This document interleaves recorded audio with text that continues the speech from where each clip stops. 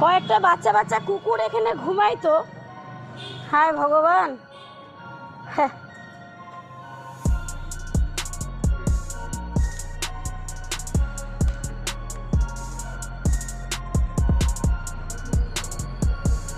আচ্ছা কাকু, এগুলা পরিষ্কার করতে, নিচে রং টং করতে টাকা পয়সা লাগলে বইলেও কিছু দিয়ে দিব।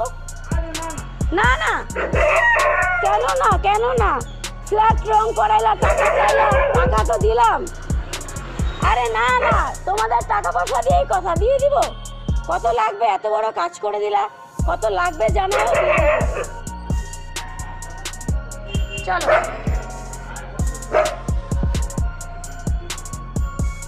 এই হলো কি আমাদের ফ্ল্যাট, যেখানে কিনা এই যে ছবিটা দেখেন সবাই, যে শুধুমাত্র কয়েকটা ছোট ছোট কুকুর এখানে ঘুমাইতো। এটা মহন্তপাড়া ভগবতী আবাসনের ঘটনা। এখানে কয়েকটা শুধু কুকুর ঘুমাইতো। এই দুই একজন মানুষ মিলে কুকুরের জায়গাটাকে জাস্ট পুড়ায় দেওয়া হলো। ওরাও বুঝলো ভগবানও তো আছে, সেও হয়তো দেখবে। কখন কার ঘরে এরকম কোথায় পুড়ে যাব আমরা কেউ জানি না। যা যা, তোরা অন্য জায়গায় গিয়ে ঘর খুঁজে।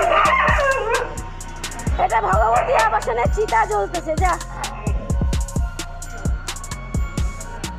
এটা বোঝার কথা, মানুষের পথ কুকুরদেরকে খাইতে দেয়, গরিবদেরকে সেবা করে। আর এখানে কটা কুকুর ঘুমাইতো, শালা মানুষ হারামজাদা জাত। টাকা দিব ভাবতেছি, বাড়িটাকে টুনি বাল্ব দিয়ে সাজাবো, রং করাবো, বাড়িটা রং করা সাজাবো ভাবছি। আমি একা একা বলতেছি, তোমাদের না, আমি নিজেকে বলতেছি।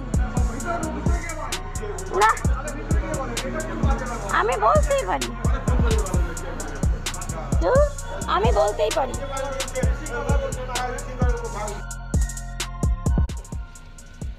আজকে ভিডিওর শুরুতে এই যে ক্লিপিংটা আপনারা দেখলেন, এই ঘটনাটা কিন্তু খুব ভয়ঙ্কর একটা ঘটনা ঘটেছে, খুব অমানবিক একটা ঘটনা ঘটেছে। সেই ঘটনাটার ব্যাপারে আসবো, তবে এই ক্লিপিংটা আপনারা আরও একবার দেখে নিন।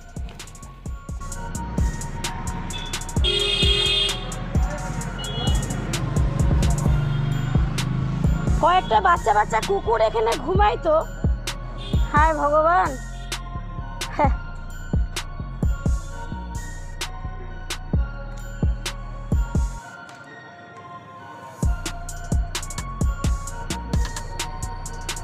আচ্ছা কাকু, এগুলা পরিষ্কার করতে, নিচে রং টং করতে টাকা পয়সা লাগলে বইলেও কিছু দিয়ে দিব। না না, কেন না, কেন না, ফ্ল্যাট রং করাইলা, টাকা চাইলা, টাকা তো দিলাম। আরে না না, তোমাদের টাকা পয়সা দিয়েই কথা, দিয়ে দিব। কত লাগবে? এত বড় কাজ করে দিলা, কত লাগবে জানাও। চলো,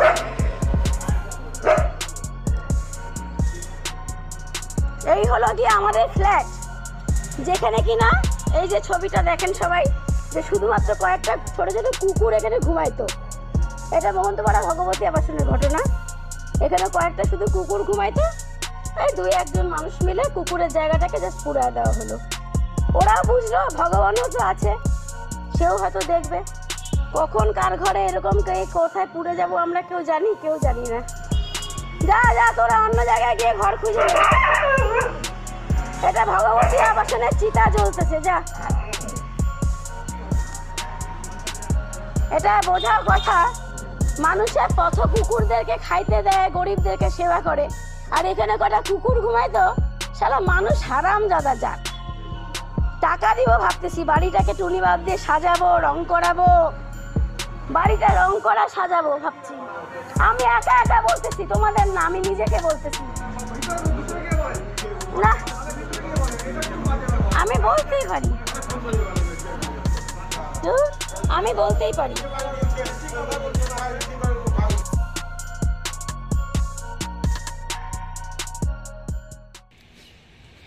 এই যে ক্লিপিংটা আপনারা দেখলেন, এই ঘটনাটা ঘটেছে উত্তরবঙ্গে, এবং আমাদের কলকাতাতেই কিন্তু এখন এরকম জবরদস্ত শীত পড়েছে, কাঁপিয়ে দেওয়া ঠান্ডা পড়েছে। আর ওই নর্থ বেঙ্গলে এখন ঠান্ডাটা ঠিক কীরকম আপনারা সেটা আশা করি খুব সহজেই অনুমান করতে পারছেন। আর এই যে ঘটনাটা ঘটেছে, এবার আসি এই ঘটনার বিশ্লেষণে, বা কি ঘটেছে সেইটা আপনাদের জানাই। উত্তরবঙ্গের এই যে জায়গাটাতে আপনারা দেখছেন, সেই জায়গাটাতে কিছু মানুষ আপনারা দেখলেন যে খড়, কাপড় চোপড়, পিসবোর্ড, বক্স টক্স এই সমস্ত অনেক কিছু একটা জায়গায় জমা করা হয়েছিল। আর কিছু মানুষ সেই জমা করা খড়, কাপড় চোপড়, পিসবোর্ডের বাক্স এই সমস্তগুলো নিয়ে একটা অগ্নিকুণ্ড করে তার মধ্যে কিন্তু জ্বালিয়ে দিলেন বা দিচ্ছিলেন।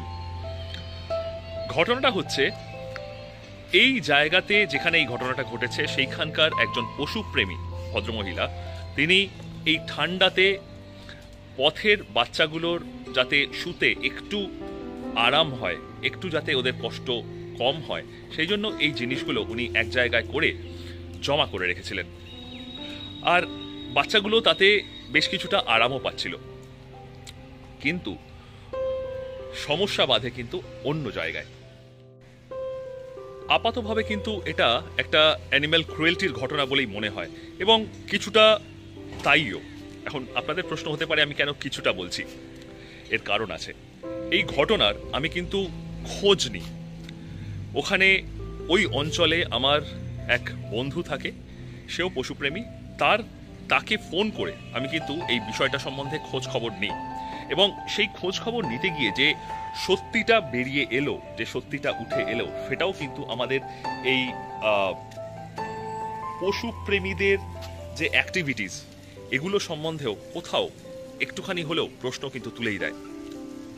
বিষয়টা হচ্ছে ওখানে যে ভদ্রমহিলা, যে পশুপ্রেমী ভদ্রমহিলা ওদের জন্য এই ব্যবস্থা করেছিলেন, তিনি যে এই যে অ্যাকুমুলেট করেছিলেন এই যে মানে পুরো জিনিসগুলো, এই খড়, তারপরে জামা কাপড়, কাপড় চোপড় আর কি, তারপরে পিসবোর্ডের বাক্স, আরও নানান জিনিস, সেগুলো করেছিলেন একটি ফ্ল্যাট বাড়ি বা আবাসনের একেবারে গেটের সামনে। এবং খুব স্বাভাবিকভাবেই সেই আবাসনের যারা আবাসিক তারা কিন্তু আপত্তি জানিয়েছিলেন এবং আপত্তি জানিয়েছিলেন এমন নয় যে আপনি করবেন না, ওনাকে বলা হয়েছিল যে আপনি এখানে না, এই গেটের থেকে সরিয়ে আর একটু এদিক বা ওদিকে এই জিনিসটা করুন। কিন্তু ওই ভদ্রমহিলা কিন্তু সেটা শোনেননি, জোর করে হলেও উনি সেখানেই সেটা করেছেন এবং ওনাকে বেশ কয়েকবার সরিয়ে নিতে বলা হলেও উনি কিন্তু সেই জিনিসগুলোকে ওখান থেকে সরিয়ে বাচ্চাগুলোর জন্য অন্য কোথাও সেই ব্যবস্থাটা করেননি, মানে একটু এদিক ওদিকে কোথাও ব্যবস্থাটা করেননি। এখন জানি না ওনার কোন সমস্যা থেকে উনি করেননি বা করতে চাননি, সেটা এখনো পর্যন্ত পরিষ্কার নয়। কিন্তু এই না সরানোর জন্যেই ওই আবাসিকদের মধ্যে কিন্তু রোষের, মানে একটা মনোমালিন্যের সৃষ্টি হয় এবং তাদের মধ্যে সেই রাগ থেকেই একটা দিন, এই দিন তারা কিন্তু এই জিনিসগুলো টেনে নিয়ে এসে পুড়িয়ে ফেলেন।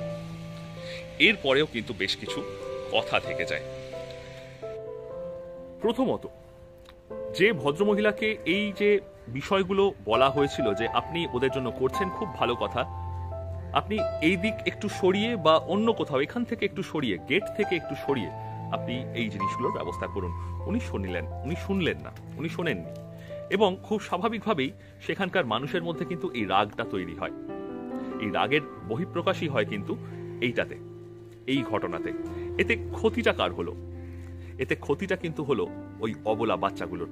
কারণ ওই অবলা বাচ্চাগুলো যে জিনিসগুলোতে শুয়ে এই চরম শীতের কন্ডিশনে, এই চরম শীতের অবস্থাতে কিছুটা হলেও আরাম পাচ্ছিল, সেই আরামটা, সেই পুরো ব্যবস্থাটা কিন্তু সম্পূর্ণভাবে নষ্ট হয়ে গেল।